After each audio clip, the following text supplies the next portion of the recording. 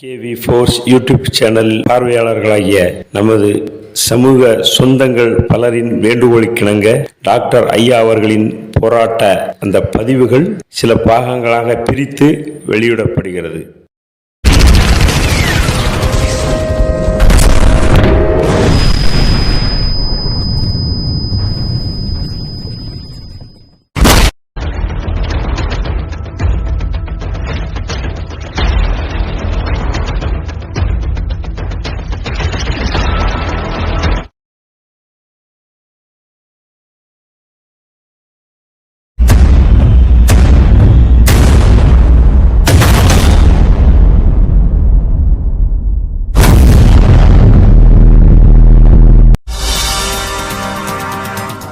கால் நூற்றாண்டுக்கு முன்பு நாம் இப்போது பார்ப்பதைப் போல இன்றைய தென் தமிழகம் அத்தனை அமைதியானது அல்ல.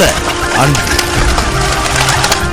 சாதிய பிணக்குகளாலும் சமூக ஒடுக்குமுறைகளாலும் எளியோரை வலியோர் அதிகார வர்க்கத்தின் துணையோடு வேட்டையாடிக் கொண்டிருந்த நேரம் அது.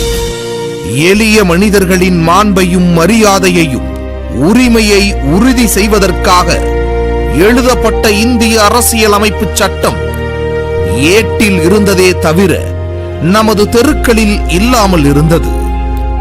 அதை அமல்படுத்த வேண்டிய அதிகார வர்க்கமோ ஆதிக்க வர்க்கத்தின் கையாளாக இருந்தது.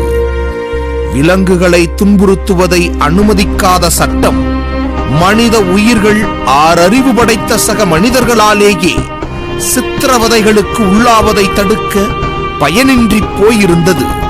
சட்டத்தால் கூட கட்டுப்படுத்த முடியாமல் நடந்து வந்த மனித உரிமை மீறல்கள் எப்போதும் ஏதோ ஒரு பகுதியில் பதற்றம் என்ற சூழலிலேயே தென் தமிழகத்தை வைத்திருந்தது. இதனாலேயே தென் தமிழகம் என்றாலே எல்லோராலும் சற்று மிரட்சியாக பார்க்கும் நிலை இருந்தது. அதனால் சமூக அரசியல் பொருளாதார தளங்களில் எந்தவித வளர்ச்சியும் முன்னேற்றமும் இல்லாமல் தமிழகத்தின் பின்தங்கிய பகுதியாக இருந்தது தென் தமிழகம்.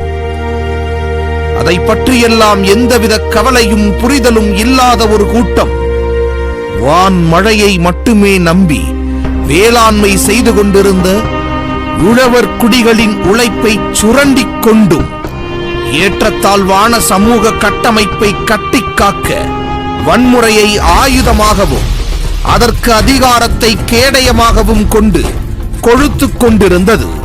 இதனால் ஒவ்வொரு நாளின் இரவுகளும் பதற்றத்தோடே கடந்து சென்றது. தென்னகத்தின் இப்பதற்றம் ஒட்டுமொத்த தமிழகத்தின் ஆன்மாவையும் உலுக்கி வந்தது. அதுவரை இருந்த அந்த நிலைகளை மாற்றி தென் தமிழகத்தின் வரலாற்றை திருத்தி எழுதியது ஒரு பெயர்.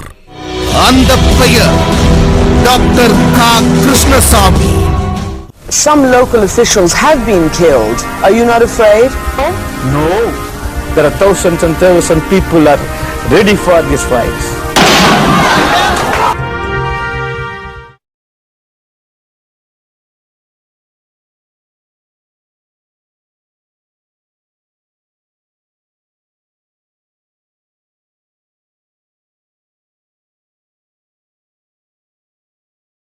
ஆயிரத்து 1997 ஆண்டு டிசம்பர் 15 நாள் வெற்று வார்த்தை ஜாலங்கள் நிரம்பி கிடந்த சமூக நீதி கதைகளுக்கு பெயர் போன தமிழகத்தின் அரசியல் வரலாற்றில் சமூக மாற்றத்தை, சமத்துவத்தை, சமநீதி தத்துவங்களை மையமாக கொண்டு சமூக மாற்றம் என்பது வெறும் சொல் அல்ல செயல் எனும் சமரசமற்ற கொள்கைகளோடும் அனைவரிடமும் சமத்துவம், அனைவருக்கும் சமபங்கு எனும் லட்சியத்தோடும் உதயமானது புதிய தமிழகம் கட்சி.